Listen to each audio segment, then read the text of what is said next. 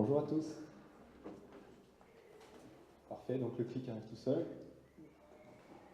La société X-Mail, vous l'avez deviné, on a maintenant 110 personnes qui travaillent pour nous, pour ceux qui ont pris part au tir au but tout à l'heure. C'était la question piège, où beaucoup de gens ne savaient pas répondre.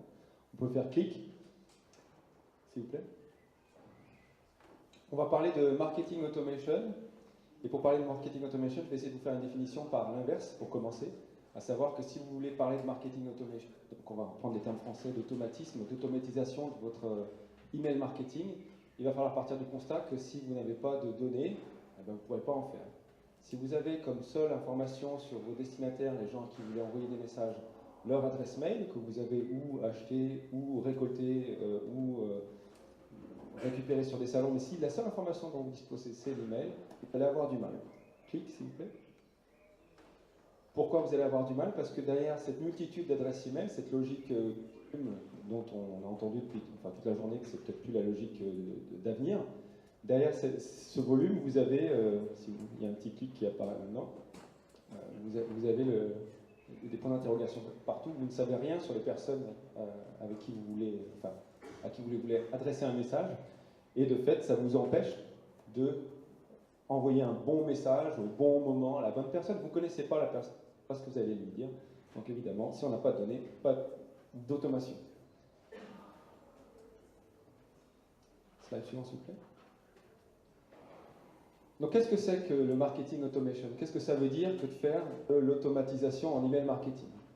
Ça veut dire qu'on va connaître, on va regarder une personne à la loupe de plus près, on va apprendre à connaître cette personne et on va vouloir, en fonction d'un événement dans son cycle de vie, ou de plusieurs événements dans son cycle de vie, et là c'est bien compliqué, parce qu'on introduit le mot cycle de vie client, il va falloir regarder les différents... On m'entend? Oui.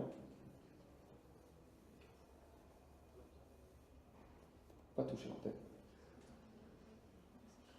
En fonction d'un événement, on va pouvoir déclencher automatiquement l'envoi d'un message qui sera a priori plus approprié qu'un message qu'on a envoyé si on n'avait pas pu identifier l'événement et l'événement qui se rapporte à une personne.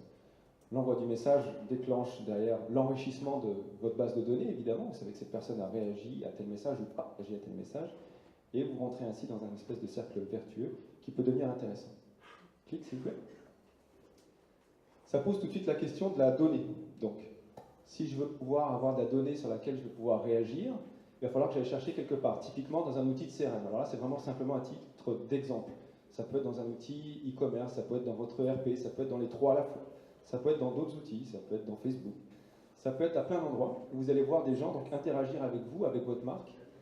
D'accord? Et vous allez, vous, en tant qu'annonceur, devoir faire le travail de mutualiser cette information pour pouvoir l'utiliser à bon escient. D'accord? Clique. Pourquoi? Pourquoi faire tout ce travail d'avoir de la donnée structurée quelque part et pourquoi vouloir automatiser l'envoi des messages? Parce qu'à terme, l'idée, c'est toujours la même, c'est que si on automatise quelque part, on industrialise, donc on va plus vite, on gagne du temps, on gagne de l'argent. Mais aussi, on soigne la qualité du message qu'on envoie au destinataire du message.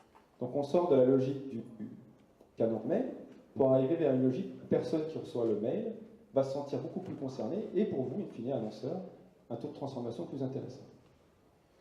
Clique.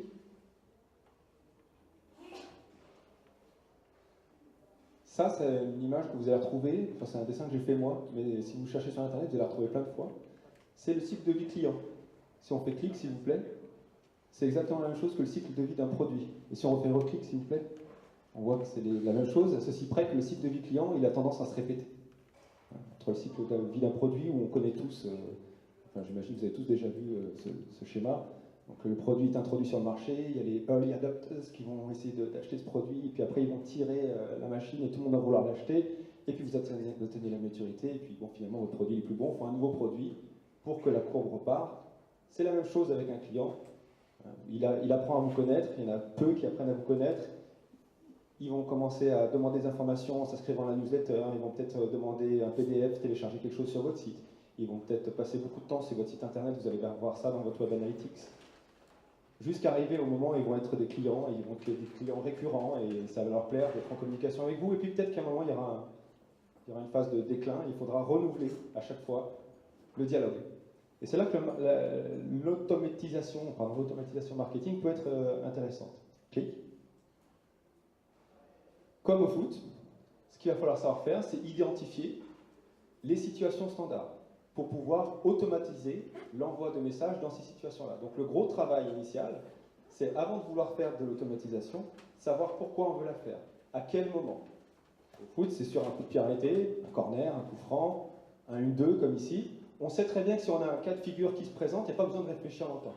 On applique ce qu'on a fait 10 fois, 100 fois, 1000 fois à l'entraînement, ça va marcher. En email marketing, ça va être pareil. Il va falloir apprendre à connaître sa base, donc avoir de la donnée, la regarder, apprendre à connaître ses clients et identifier un certain nombre d'événements du cycle de vie qui sont vraiment assez standards. L'inscription à newsletter, l'anniversaire des enfants, le premier achat, l'anniversaire de tel événement, la première fois que la personne est venue sur le site. Donc savoir identifier les événements qui pour vous, pour votre cible, sont intéressants en fonction de ce que vous vendez et de la fréquence de votre site, pour ensuite pouvoir répondre de façon la plus intelligente possible. Clic. Donc on va rentrer dans des cas très concrets, ça parlera peut-être plus que tous ces schémas, avec un cas qui est le mien en tant que client féru de Booking.com qui régulièrement achète des chambres d'hôtel via ce site. On va regarder 3 emails que j'ai reçus récemment. Un que j'ai reçu 4 jours avant d'aller à Oslo. Un que j'ai reçu 3 jours après avoir été à Oslo. Clic. S'il vous plaît. Donc qu'est-ce qui se passe? À un moment, je suis sur mon site, booking.com. Je réserve ma chambre d'hôtel. La nuit d'hôtel avait lieu le 15 avril. Je reçois donc à J-5, le 10, un mail qui me rappelle que je vais à Oslo. Ça, c'est au cas où j'avais oublié. Donc il faut donc que je prenne peut-être mon passeport ou ma carte d'identité et que je fasse ma valise. Plus bas dans ce mail, au-delà des jolies images qui me montrent ce que je peux voir. Donc ça, c'est en effet quand vous arrivez à Oslo avec le ferry, c'est chouette. C'est assez sympa.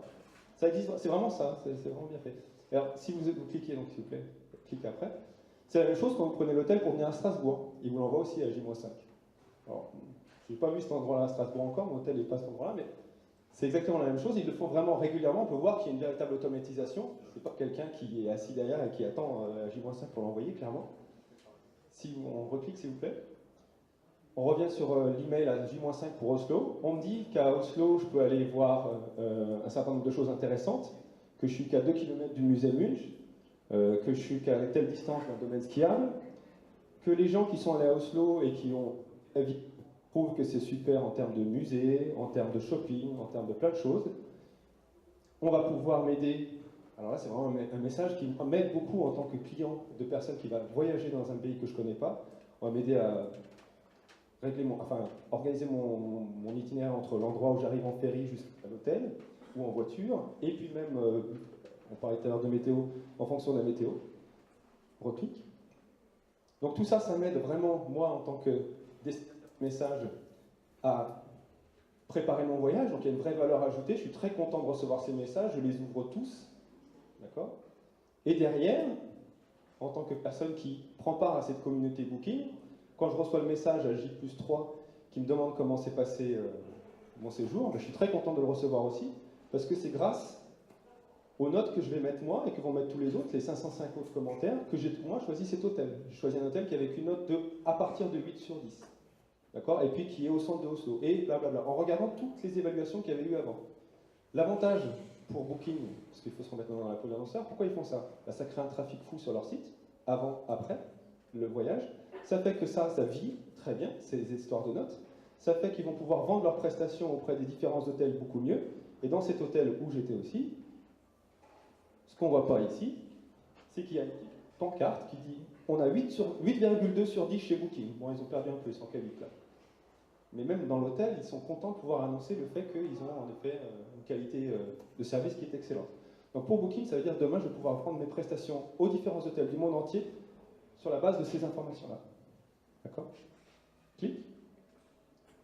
Un autre cas client, donc encore de l'automatisation, mais cette fois-ci un peu différente. C'est pas en fonction d'un événement qui a lieu à un instant précis, comme un voyage, une nuit d'hôtel. C'est un client suisse qui vend du vin.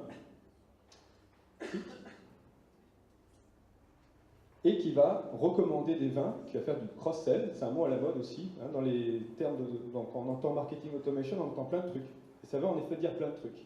Là je vous donne quelques exemples, après ça va être vraiment en fonction de votre métier qu'il faudra réfléchir.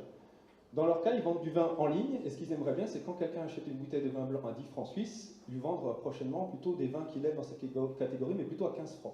Hein, faire du cross-sell, mais plutôt de l'upsell.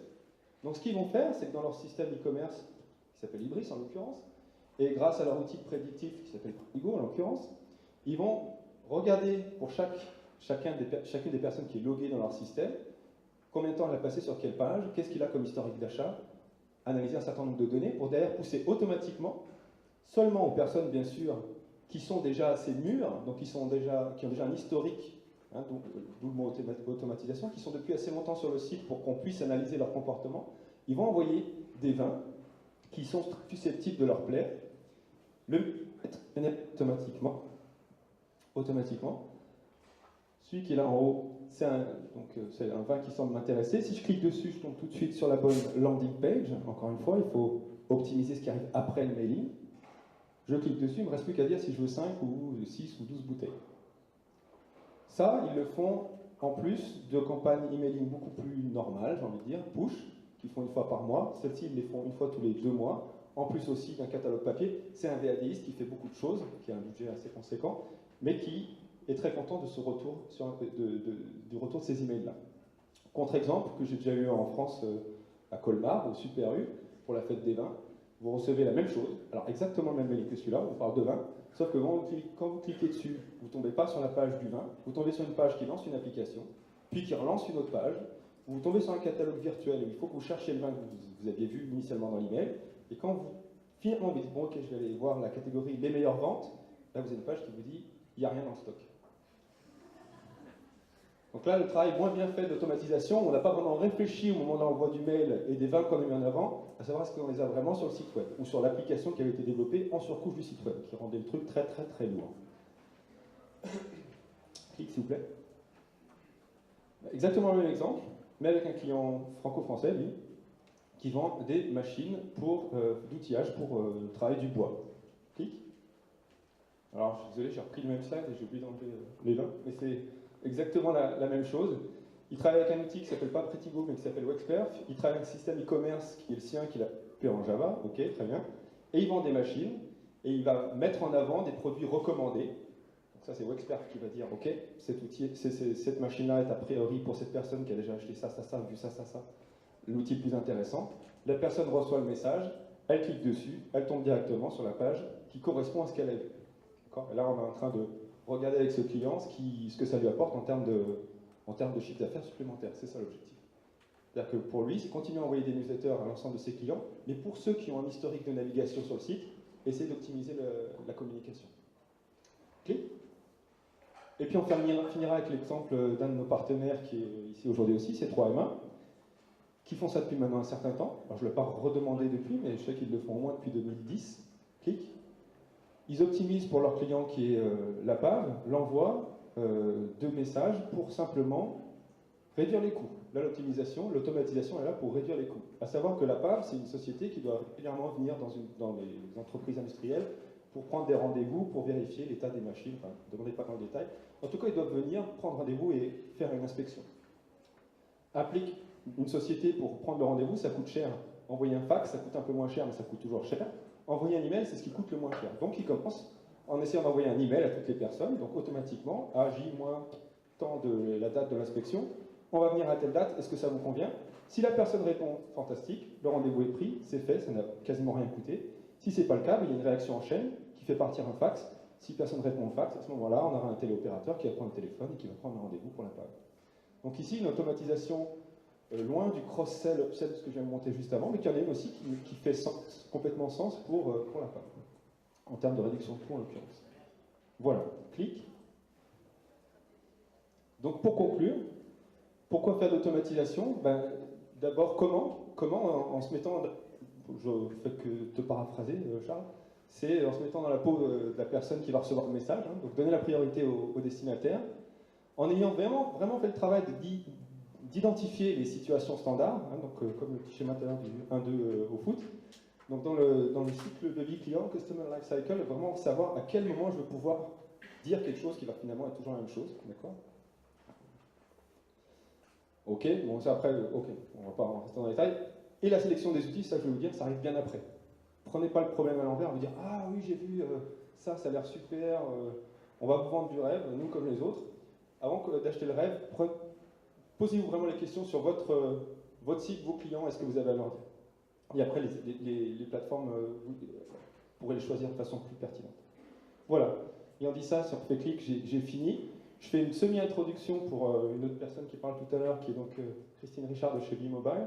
Parce qu'il y a une nouvelle dimension en fait à cette histoire du cycle de vie. Là, tout à l'heure, on voit le truc en 2D, c'est bien, mais la vérité, c'est que le cycle de vie aujourd'hui, il devient profond avec le fait que la réaction, enfin, le moment auquel vous allez trouver la personne, il risque, lui, pas d'évoluer. Par contre, le périphérique, lui, risque d'évoluer. Donc là, il faut encore penser responsive. Ça va être le reste de la présentation de cet après-midi. Merci à tous.